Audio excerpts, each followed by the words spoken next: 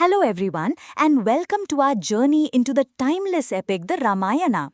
Today, we delve into a pivotal moment, the very genesis of this magnificent poem through the eyes of its first poet, Maharishi Valmiki. Our story begins in the tranquil hermitage of Maharishi Valmiki, nestled deep within a pristine forest. It was a beautiful, crisp morning, just as the sun began to paint the sky with its golden hues. Valmiki, with his characteristic grace, was preparing for his daily rituals. By his side, his devoted disciple, Bharadwaja, stood ready to assist.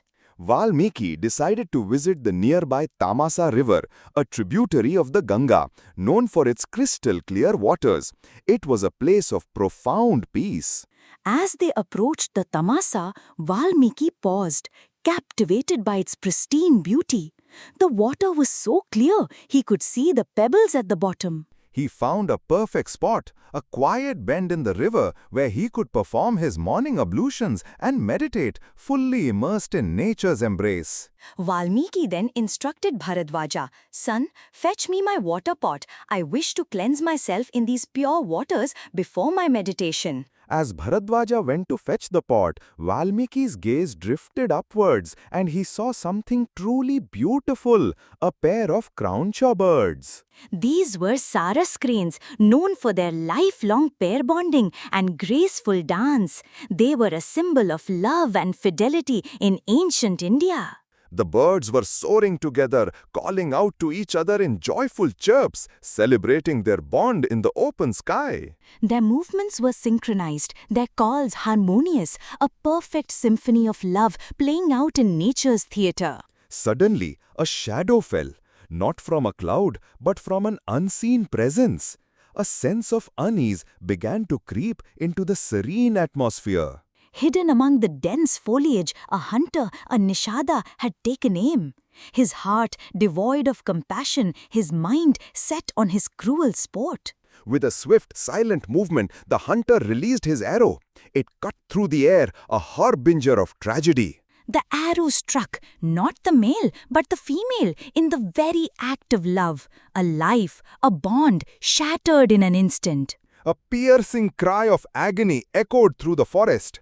The beautiful bird, mortally wounded, plummeted to the earth. The male crownchaw bird, witnessing his beloved's fall, let out a heart-wrenching lament.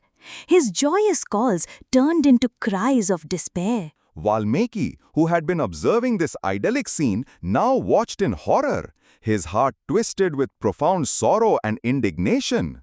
He saw the fallen bird, its life ebbing away, and its mate's inconsolable grief. The hunter, meanwhile, stood unmoved, a picture of callous disregard. A wave of intense emotion surged through Valmiki. It wasn't just sadness, it was a profound sense of injustice, of dharma violated. Then, from the depths of his being, a verse burst forth. Not a planned composition, but a spontaneous outpouring of his grief and anger.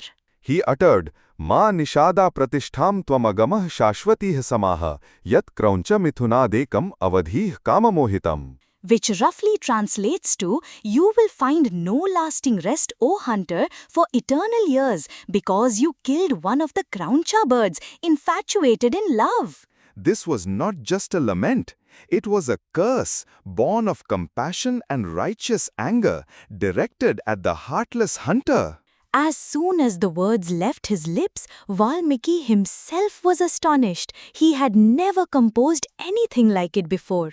He repeated the verse, realizing it possessed a unique rhythm, a perfect meter, unlike any prose or other poetic form he knew.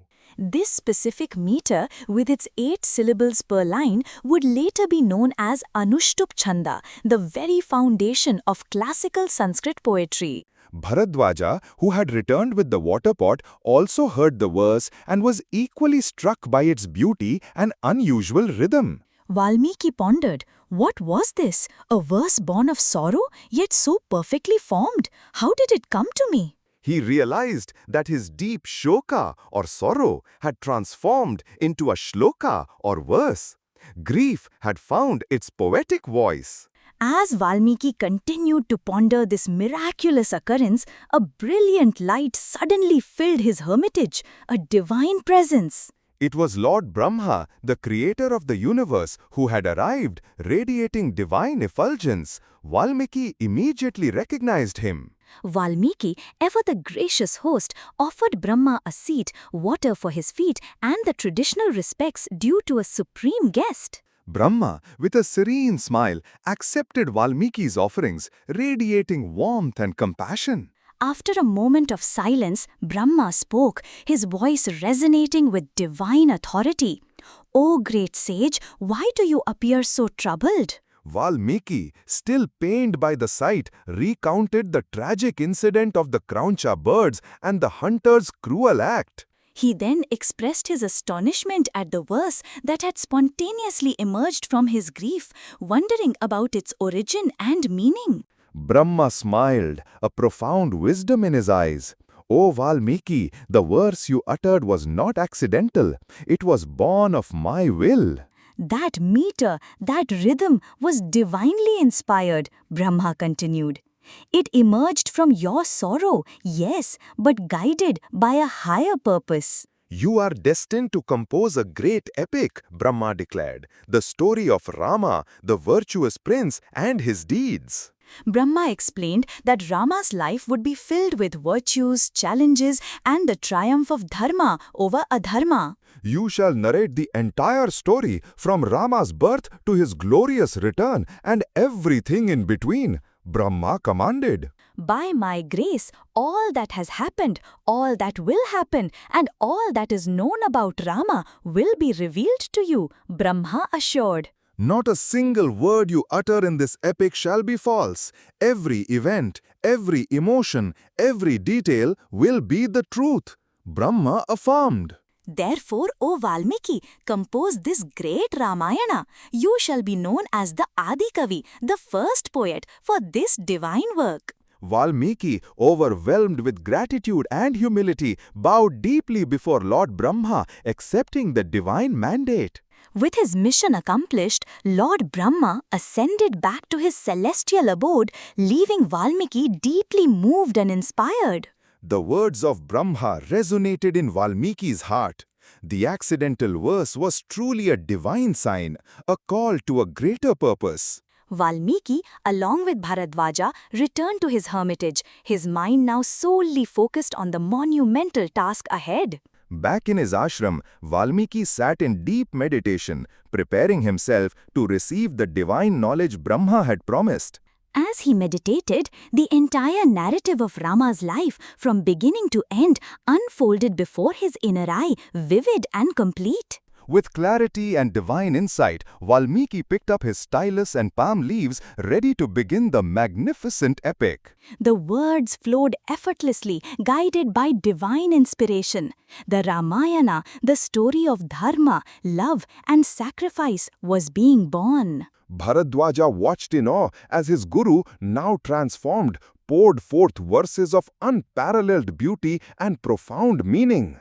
And so, from a moment of profound sorrow, a divine curse, and a creator's blessing, the Valmiki Ramayana came into existence. This epic would go on to shape Indian culture, values, and spirituality for millennia, touching countless hearts and minds.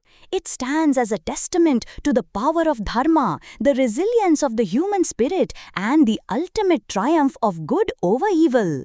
Valmiki, the Adi Kavi, gave humanity not just a story, but a guide for life, a source of inspiration, and a beacon of hope. Join us next time as we begin the actual narrative of the Balakanda, delving into the lineage of Rama and his early life. Thank you for joining us on this foundational journey. May the wisdom of the Ramayana illuminate your path.